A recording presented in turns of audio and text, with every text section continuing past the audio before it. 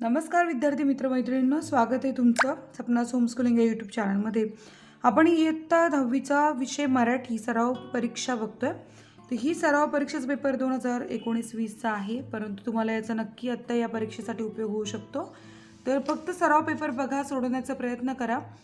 सूचना आहे, सूचनेनुसार आकलन कृती व व्याकरणामधील कृती काढाव्यात, 2 आकृत्या पेननेच काढाव्यात, 3 उपयोजित लेखनातील कृतींसाठी सूचना निवेदन आकृती काढण्याची आवश्यकता नाही, तसेच कृती लिहू येऊ नये।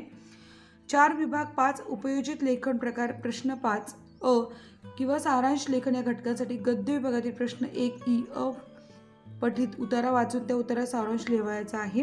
5 स्वच्छता नीटनेटकेपणा व लेखन नियमानुसार लेखन याकडे जाणीवपूर्वक लक्ष द्यावे। विभाग 1 गद्य प्रश्न पहिला अ खालील उत्तरांच्या आधारे सूचनेनुसार कृती करा। एका शब्दात उत्तर लिहायचे। लेखिकेला पुस्तकातून भेटणारे जग, तर याचं उत्तर इथे लिहायचे।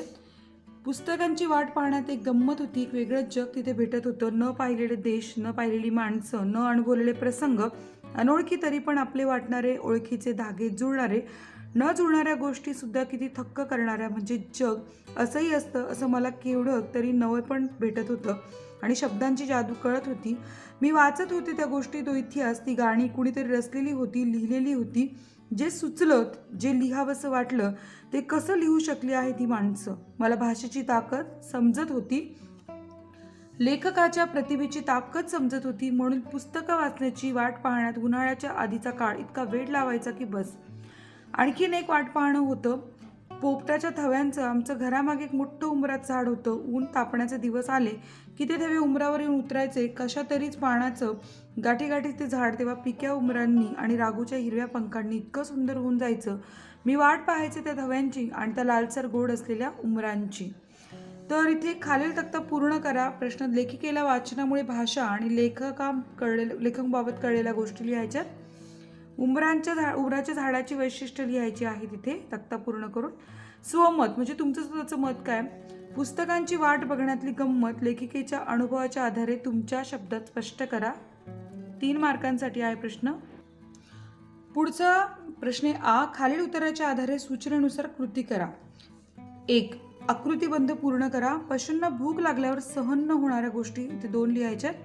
ब खालील अचूक विधान शोधून लिहा। 1 सोनाली अन्नाकडे गुरगुर करत पाहत होती। लेखकाने दिलेले जेवण सोनालीने व्यवस्थित खाल्ले। 3 सोनालीने डब्याला फटकारा मारून दूर फेकून दिला। आणि 4 सोनालीने लेखकाच्या हातात असलेल्या डब्यातील मटण इतस्ता विखरून दिले। आता हे 1 मार्कासाठी आहे, पण आपण हा जो उतारा दिलेला आहे आपण हा वाचूयात। नेहमी खाण्यासाठी लाडीगोडी करणारी सोनाली आज इतकी रागवली होती की तिनं उडी मारून माझ्या हातातला डबा पंजाने फटकारा मारून दूर उडवला। मटण गच्चीवर इतस्ता पसरलं। ती गुरगुर करत त्यावर तुटून पडली। 15-20 मिनिटात तिनं सर्व फस्त केलं। खाल्ल्यावर सोनाली शांत झाली आणि येऊन माझे पाय चाटू लागली। जणू काही झाल्या प्रकाराबद्दल ती आमची क्षमाच मागत होती। अण्णांना मी म्हणालो, जेवताना पशूंना कोणी फसवलं, त्यांची खोडी काढली अथवा थोडा विलंब जरी लागला तरी ते त्यांना सहन होत नाही। सोनालीच्या दातात विलक्षण ताकद होती। एकदा नेहमीप्रमाणे सोनालीला मी रात्री पितळी पातेल्यामधून दूध प्यायला दिलं। तेवढ्यात कोणीतरी आलं म्हणून मी तसाच उठलो, पातेलं परत न्यायचं विसरलो। इतकं की सोनालीने दूध पिऊन झाल्यावर पातेलं चावायला सुरुवात केली। रात्रभर तिची त्या पातेल्याशी मस्ती चालू होती। सकाळी उठल्यावर मी गच्चीवर गेलो आणि पाहतो तर काय, त्या पितळी पातेल्याची सोनालीने अक्षरशः चाळणी केली होती। वन्य पशूंच्या दातात केवढी ताकद व चिवटपणा असतो याचा मला अनुभव आला। आता दुसरा प्रश्न वैशिष्ट्य लिहा। अ वन्य पशूंचे दात अ आणि ब याच्यामध्ये लिहायचे वैशिष्ट्य 2 सांगायचे। 1 मार्कांसाठी आहे। ब पितळी पातेल्याची चाळणी केल्याच्या घटनेचा ओघ तक्ता तयार करा। दूध प्यायली त्याच्या पुढे पुढे घटना कशी सरकत गेली ते लिहायचे। 3 तुमचं स्वमत लिहायचं की तुम्हाला कोणत्याही पाळीव प्राण्याबद्दल आलेला अनुभव तुमच्या शब्दात लिहा। मग तुम्ही कोणाबद्दल लिहू शकता, कुत्र, मांजर, काही तुमच्या घरात किंवा आसपास मित्रमंडळांच्या बाबतीत लिहू शकता। ई खालील उत्तराच्या आधारे सूचनेनुसार कृती करा। 1 खालील तक्ता पूर्ण करा। जंगलाचा स्वभाव आणि माणसाचा स्वभाव 2 मार्कांसाठी प्रश्न आहे। आपण हा उतारा वाचूयात। जंगलाने सर्वांचे स्वागत केले. दिलखुलास मन मोकळे. जंगलाचा स्वभाव असा मोकळा ढाकळा असतो. आडी धरावी, तेढ बाळगावी यासाठी सुद्धा एखादा कोपरा लागतो. जंगलाला असा कोपरा नसतो. माणसं, त्याची घरं यांना कोपरे असतात, म्हणून ती जंगलं इतकी मुक्त मोकळी नसतात. जंगलं मन मोकळे असते, सहसुंदर असते. ऊन पावसाशी ते लपंडाव खेळते, थंडी वाऱ्याशी गप्पा मारते. फुलताना, खेळताना, डुलताना, हसताना ते मनापासून सगळे काही करते. एप्रिलचा हा महिना, उन्हाळ्याचे दिवस, भांबऱ्याकडच्या जंगलाची वेश बदलण्याची वेळ. तर त्या जंगलाने अंगाखांद्यावरची पर्णभूषणे ढाळलेली दिसली. त्यातही संकोच नाही की संशय नाही. त्यामुळे जमीन दिसू नये इतका हातभर खाली वाळलेल्या पाण्याचा सुदूर चढा. राखाडी पिंगट रंगाचा वारा हलकेच त्यात शिरायचा तेव्हा सळसळ व्हायची. आवाज व्हायचा. नागमोडी पाऊल वाटेने जेव्हा पावले त्यावर पडायची तेव्हा त्यातून चर्र आवाज उठायचा. जणू जंगल बोलते आहे असे वाटले. जंगल कुचकुचते असे भासते. वेळूच्या घनदाट बनात वारा घुमतो तेव्हा तो गाणे होऊनच घुमत बाहेर पडतो. पानं, फांद्या, फुलं सर्वांची जंगल हसते आणि गाणे गाते. डुलते, पावसाच्या सरी झेलते, सचेल नाहते आणि भिजत चिंब होऊन जाते. 2 चौकटी पूर्ण करा. जंगल करीत असलेल्या मानवी क्रिया, जसं माणसं करतात तशा क्रिया. इथे 4 लिहायच्या. 2 मार्कांसाठी प्रश्न आहे. 2 खालील कवितेच्या आधारे सूचनेनुसार कृती करा. अ गट व ब गट. खोटी नसतात नाणी, घट्ट मिटू नये ओठ, झरा लागलेच तिथे खोद आणखीन थोडेसे. ब जिद्दीने प्रयत्न करा, सगळे लोक अनुभव वाईट नसतात, यश नक्की प्राप्त होईल, गप्प न राहता मनाला संधी द्यावी. तर याचे अर्थ इथे लिहिलेले ते लिहायचे आहेत आपल्याला. जुळवायच्या जोड्या. खोद आणखीन थोडेसे, खाली असतेच पाणी, धीर सोडू नको सारी, खोटी नसतात नाणी, घट्ट मिटू नये ओठ, गाणे असते ग मणी, आर्त जन्माचे असते रित्या गळणाऱ्या पाणी. मूठ मिटून कशाला म्हणायचे भरली उघडून ओंजळीत घ्यावी मनातली तळी. जरा लागेलच तिथे खोद आणखीन जरासे, उमेदीने जगण्याला बळ लागते थोडेसे. खालील तक्ता पूर्ण करा. कवयित्रीच्या मते काय करावे काय करू नये ते लिहा. इथे कवितेत ज्या गोष्टी करा लिहिले ते काय करावे काय करू नये. 2 मार्कांसाठी आहे प्रश्न. 3रा प्रश्न बघा. खालील काव्यपंक्तीचा सरळ अर्थ तुमच्या शब्दात लिहा. जरा लागलेच तिथे खोद आणखीन जरासे, उमेदीने जगण्याला बळ लागते थोडेसे. 2 मार्कांसाठी आहे. आणि 4था प्रश्न आहे काव्य सौंदर्य. कवितेतून व्यक्त झालेला विचार तुमच्या शब्दांमध्ये लिहा. त्यालाही 2 मार्क आहेत. आ खालील मुद्द्यांच्या आधारे खालीलपैकी कोणत्याही एका कवितेसंबंधी खालील कृती सोडवा. कविता. उत्तम लक्षण, आकाशी झेपगेरे, प्रस्तुत कवितेचे कवी कवयित्री, प्रस्तुत कवितेचा विषय, प्रस्तुत कवितेतून मिळणारा संदेश. तर यासाठी 4 मार्क आहेत. 1 मार्कांसाठी कवी आणि विषयासाठी आहे आणि 2 मार्क हे त्या संदेशासाठी आहेत. इथे बघा 2रा प्रश्न. खालील काव्यपंक्तींचे रसग्रहण करा. 4 मार्क आहेत. तुझे शब्द जसे की महाकाव्य तुझ्या पायाजवळ गळून पडावीत, तुझा संघर्ष असा की काठ्यांच्या संगिनी व्हाव्यात. विभाग 3 स्थूल वाचन. प्रश्न 3रा. खालीलपैकी कोणतेही 2 कृती सोडवा. टिपा लिहा. गिरिजा कीर यांच्या बालनाटिकांचे विशेष. 2 माहिती लिहा. लेफ्टनंट स्वाती महाडिक यांचे शिक्षण, निर्धार आणि स्वभावाविषयी. आणि 3रा आहे व्युत्पत्ती कोशाचे कार्य लिहा. यासाठी 6 मार्क आहेत. कोणत्याही 2 कृती सोडवायच्या. 3 मार्कांसाठी प्रश्न आहे. विभाग 4 भाषाभ्यास.